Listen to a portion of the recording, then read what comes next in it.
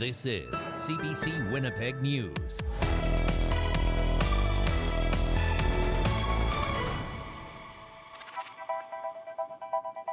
Good evening, and thank you for joining us on this New Year's Eve. Thousands of people in Pimicikamak Cree Nation will be spending New Year's either away from their homes or in the cold. Electricity remains out in the community 3 days after a power line broke, and it isn't expected to be restored until tomorrow evening. The CBC's Ian Fraze brings us more on a situation compounded by extreme cold and growing more desperate by the hour. Those generators kept on setting off too. Residents of Pimicikamak Cree Nation evacuated to a Winnipeg hotel because of a Manitoba hydro outage now lasting 3 days. My grandsons, we had to cover with blankets, even toques on when we went to sleep. Hundreds from the northern community have filed into hotels after a broken power line left Pimicikamak and its 7,500 residents without heat, lights, or clean water, as temperatures Wednesday dipped to -30. Before getting to Winnipeg, Troy Papanicus' family was huddling under blankets using candles for heat. We thought we could tough it out because he said the powers would be on the next day. It wasn't on the next day. Hydro estimates power will be restored late Thursday. But even when that happens, there's another problem. Water tanks and septic tanks are already frozen. The homes are smelling like sewer already. A band councillor called for immediate help from governments and the military. She says many residents are still in their homes or at a warming shelter, and generators are failing. We have 2-month-old babies still waiting to be brought out that are trying to keep warm in their homes. Her community has already been evacuated twice in the last 2 years because of wildfires. I will not hold back my tears because I feel for my people as a mother, as a grandmother, and as a leader. The broken power line runs through dense bush and across a river, making winter repairs difficult. Chief David Moniaz says he's previously asked Manitoba Hydro to move the power line along the highway, making it easier to reach. But he says Hydro's been saying for years it still needs to study the idea.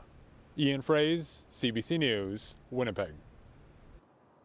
Winnipeg police are warning you to take precautions to prevent vandalism and theft. It comes amid a spike in vehicle smash and grabs.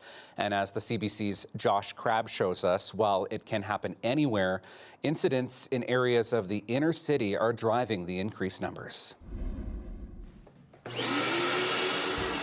Parmeet Singh Sidhu has been busy vacuuming up the shattered glass from smashed vehicle windows. The past few months, we've been dealing with a lot of vandalism claims, a lot of break-ins, a lot of theft. Sidhu says one customer recently had their window broken and Christmas gifts stolen. I've been in the glass industry for about 4.5, 5 years, and this is the highest that I have seen. With this glass repair shop seeing a spike in smash and grabs over the festive season, we wanted to get a better sense of just how prevalent the problem is. So we used the most recent Winnipeg Police Service statistics on thefts from vehicles under $5,000. Between October 2024 and September, the police numbers show there were 655 incidents in the Point Douglas area. It saw a 35% increase compared to the previous 12-month period. That's 29% higher than the 5-year average. These crimes are crimes of opportunity. Winnipeg Police Constable Danny McKinnon says it's reflective of a bigger problem with theft in general as people grapple with addiction and poverty. In the area defined as downtown by police, officers tallied more than 2,300 incidents, a 17% increase over the previous year and 10% higher than the 5-year average. As soon as they see something in there, they smash the window. The spikes in those two areas led to a small annual increase across Winnipeg, but numbers are down 7% compared to the 5-year average. Most other areas actually saw the number of thefts from vehicles drop. Here's the thing. Don't leave anything visible in your car at all. McKinnon says this includes any electronics, cell phones, and charging cables. Makeup, jackets, duffel bags, sports equipment, and any loose change should be removed or kept out of sight.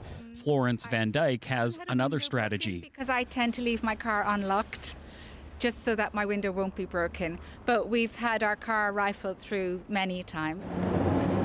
Whether you pay to replace your glass depends on your AutoPack coverage.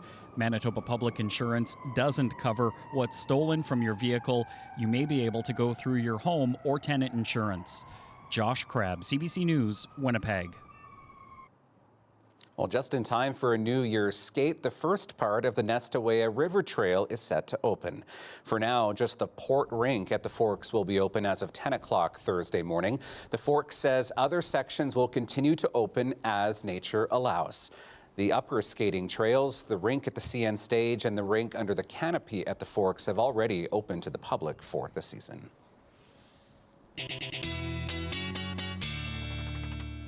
So one thing we could use some cold weather for, and that leads us to a first check on your weather forecast. And we're certainly looking at a very windy start to the new year for some parts of the province.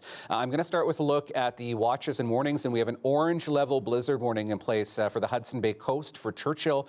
This is because of ongoing very strong wind gusts that we've seen up to 90 kilometers an hour overnight and into the day on Thursday. So this is a prolonged period where we're looking at some very strong winds along the Hudson Bay coast. Other parts of northern Manitoba through Lynn Lake, Gillam, Shamattawa, looking at wind chills in that minus 45 to minus 50 range as we get through into the day tomorrow. We should start to see things lightening up as we get through the daytime tomorrow, but certainly looking at the potential for frostbite on exposed skin in minutes. Looking at temperatures at the moment, we've been sliding downward in the south today, minus 22 in Winnipeg right now. Brandon, Dauphin, minus 20s, minus 30 in both Thompson and Tadoule Lake. So prepare for a chilly New Year's Eve if you're heading out tonight, looking at a temperature around minus 24, or maybe a few flurries through the overnight hours and up to minus 17. Mostly cloudy skies through the day tomorrow. I'll have your full forecast coming up in just a bit. Well, the start of a new year doesn't just mean the calendar flips over. Tomorrow, there will be changes to a wide range of government taxes and fees. Some are going down, but mostly they're on the way up. The CBC's Bartley Kivas tells us how 2026 will affect your wallet. There's only one thing more inevitable than death and taxes, and that's bad jokes at this time of year about the inevitability of death and taxes. With that awful cliche out of the way, here's how your taxes and fees will change this coming year. Let's start with the federal government. Prime Minister Mark Carney waited until November to unveil his first budget, and it calls for dropping the taxation rate on the first income tax bracket, those are taxes almost all of us pay, by 1 percentage point. This is supposed to save the average Canadian $190. On the other hand, Ottawa's industrial carbon tax is going up by $15 a ton. It remains to be seen how that will be passed down to consumers.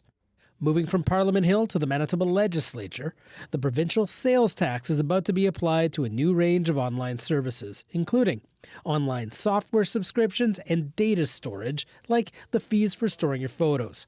Manitoba hydro rates are also going up on January 1st by 4%. This will cost the average household that only uses electricity for power $50 more in the coming year, but you'll pay an average of $97 more if you use electricity to heat your home as well. The province has also stopped sliding up its income tax brackets, meaning you'll pay more provincial income tax next year. The good news is the provincial property tax credit is going up $100, but you won't see all of that. That credit will be offset by increases to school division taxes and municipal tax hikes, such as the City of Winnipeg's 3.5% property tax increase. On its own, that city tax hike will cost the average household another $75. The annual fee for Winnipeg garbage and recycling is going up $10 a household. Water and sewer rates in Winnipeg are also going up by about 3%. So overall, you will pay more in taxes and fees in 2026. And if you're surprised by that, well, I'll probably say the same thing in 27, 28, 29, and sorry, we only have so much time left this year. Bartley Kivas, CBC News, Winnipeg. Hockey Canada has announced the 25 players selected to play for Canada at the upcoming Winter Olympics. Among them, Elkhorn's Travis Sanheim and Winnipegger Mark Stone. The names were announced by minor hockey players from Hockey Calgary this morning. The only Winnipeg Jet named to the team was Josh Morrissey. Canada begins its Olympic tournament on February the 12th against the Czech Republic. Well, if taking your Christmas tree down is on your to-do list over New Year's, here's someone who might want it. Oh, that's tasty stuff. Christmas trees are a delight for the goats at Aurora Farm in St. Norbert. These guys are one of the eco-friendly ways of getting rid of your tree instead of leaving it at the curb. At this time of year, the goats love it. It gives them excitement and lots of energy, and also it's a natural dewormer for the goats. So we found that our worm loads are much less the more we feed them trees. So it's their natural food. Festival de Voyageur also wants unwanted trees. They serve two purposes, acting as a windbreak and as decorations during Festival. And of course, the city also has 10 Let's Chip In sites open until the end of January. Still ahead tonight, months after a historic downpour flooded Steinbach, hundreds are still waiting to hear if they qualify for disaster aid. More on that coming up after the break.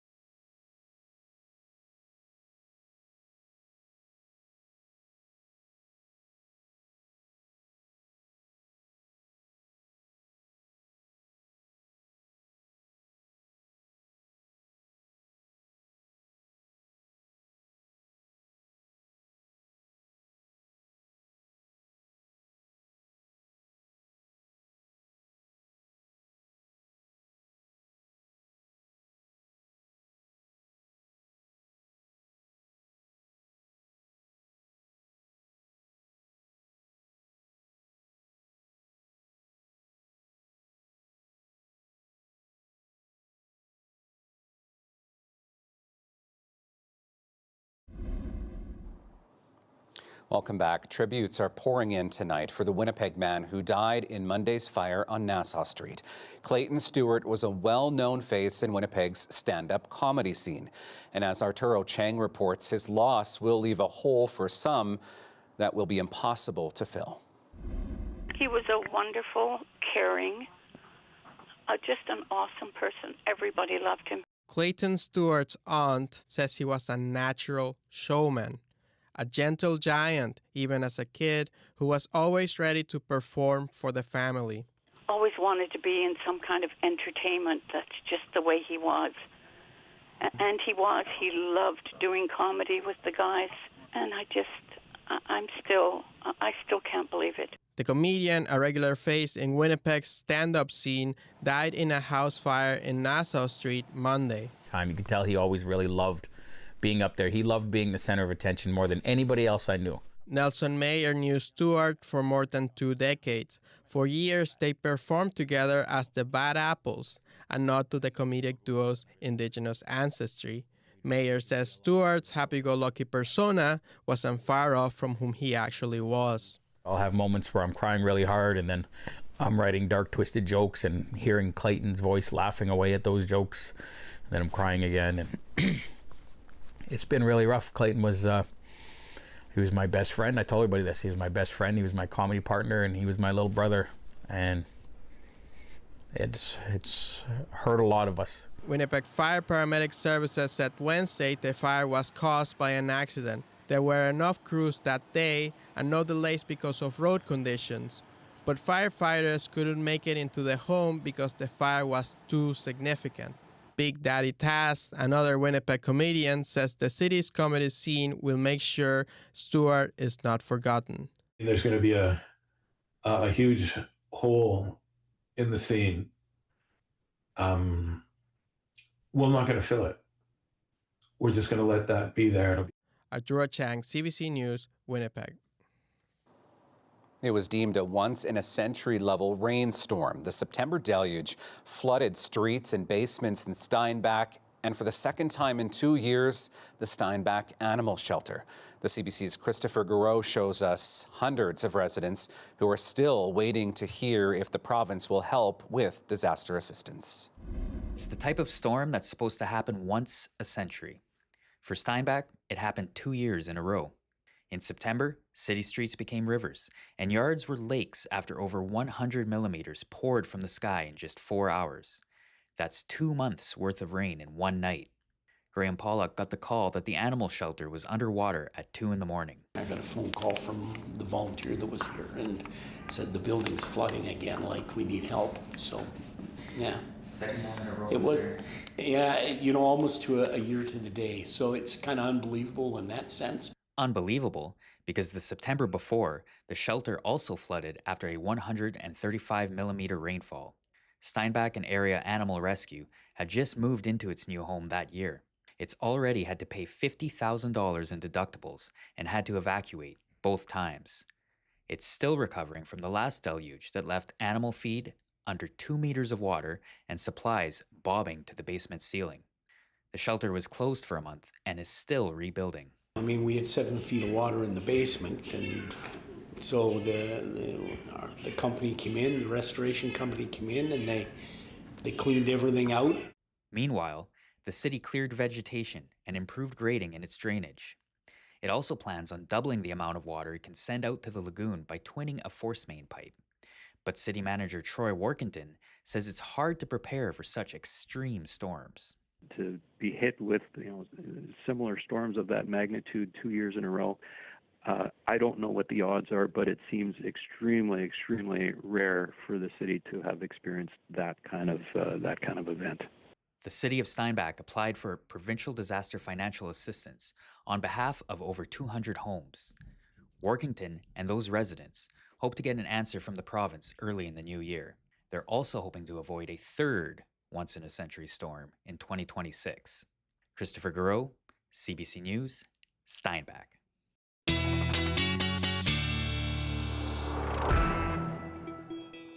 All right, time for a full check on your weather forecast now as we head into New Year's Eve. And as I said earlier, prepare for a chilly New Year's if you're heading out to celebrate. I'm going to start with the conditions in northern Manitoba, though, because it has been very windy. Churchill right now sitting at -27, -45 with the wind chill. That wind at the moment gusting up to 72 kilometers an hour. And we are looking at wind staying very strong, not just in Churchill, but pretty generally across northern Manitoba. So if you have travel in the Thompson area, perhaps up the highway to Titasqueac or Gillam, for example, expect blowing snow and reduced visibility to be concerns as we get through the evening tonight and into the day on Thursday. So looking at winds as we get through the night, gusting up to 90 in Churchill still, diminishing a bit to 80 by the time we get into the morning, but still staying relatively strong even into Thompson and Lynn Lake as we get through the day on Thursday, all because of a low pressure system that's parked itself over northern Quebec and the sort of eastern edge of Hudson Bay at the moment. The rest of us enjoying a mix of sun and clouds, perhaps on the mainly sunny side, the further south you were in the province today, but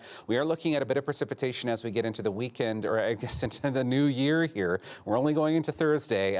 Overnight, expect light snow through Westman, chance of flurries into Winnipeg, into the Red River Valley. So I mean, not much in the way of accumulation, but a quick dusting to be expected as we get through the night. Mostly cloudy skies as we get through Thursday. We'll get a bit of clearing as we get late afternoon into the evening. And then we're looking at maybe a bit more in the way of flurries as we get through later Friday into Saturday. So remaining a bit on the unsettled side, but once we get into the weekend, things are looking to be closer to the seasonal mark. So temperatures through the afternoon tomorrow, looking at things warming up into northern Manitoba, minus 22 in Thompson. Still, though, through the north, as I showed you, we're looking at winds staying very strong through the day. Gillam at minus 22 by the afternoon and minus 16 in Brandon. Temperatures in the Red River Valley between minus 17 and minus 19 throughout the afternoon hours tomorrow. So we are looking at maybe a few morning flurries as we get through the day tomorrow, minus 15 as we get into Friday. Closer to that seasonal mark as we get into the weekend. Saturday, a mix of sun and clouds at minus 14 degrees. And there we go, looking at conditions closer to the minus 10 mark as we get into next week as well. I will have your dog walking forecast, our final dog walking forecast of the year, coming up in just a bit. And maybe with the weather, if you're planning to stay in tonight and cozy on up, why don't you join us here at CBC for a live cross-Canada countdown. Adrian Arsenault and Jan Arden will be hosting from Toronto, while Ian Hannah-Mansing will be with Andrew Fung in Edmonton, helping ring in the new year from coast to coast to coast. Here in Manitoba, our own Chloe Friesen will be live tonight at Zoo Lights at Assiniboine Park Zoo. She'll be there all night long. That special begins at 7 o'clock on CBC News Network, 8 p.m. on our CBC Manitoba streaming channel on your smart TV, and we'll join it at 9 on CBC Television.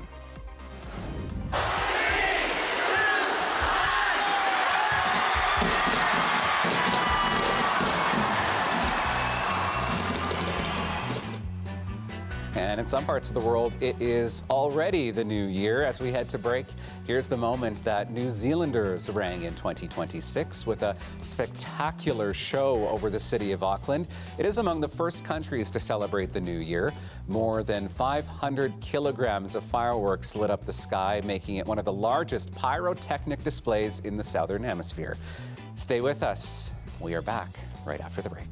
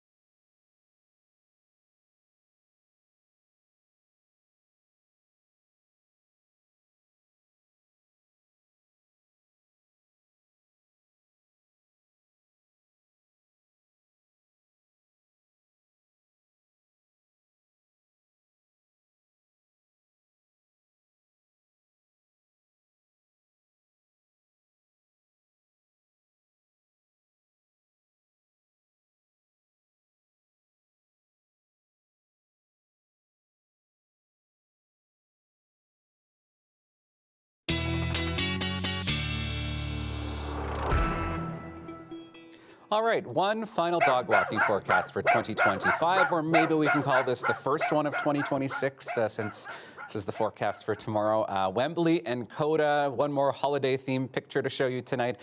Thank you, Kathy, for sending this picture in, and you can send yours if you want to see them in the new year to talkback at cbc.ca. So by the afternoon, looking at getting some sunny breaks back. The winds do lighten up as we get through the night into the day tomorrow. Still on the chilly side, below seasonal for this time of the year, and looking at skies clearing briefly as we get into the evening. And then looking at the potential for a few more flurries as we get overnight Friday into Saturday across southern Manitoba. Temperatures do start to warm up as we get into the weekend, and maybe a bit more snow coming our way into Sunday.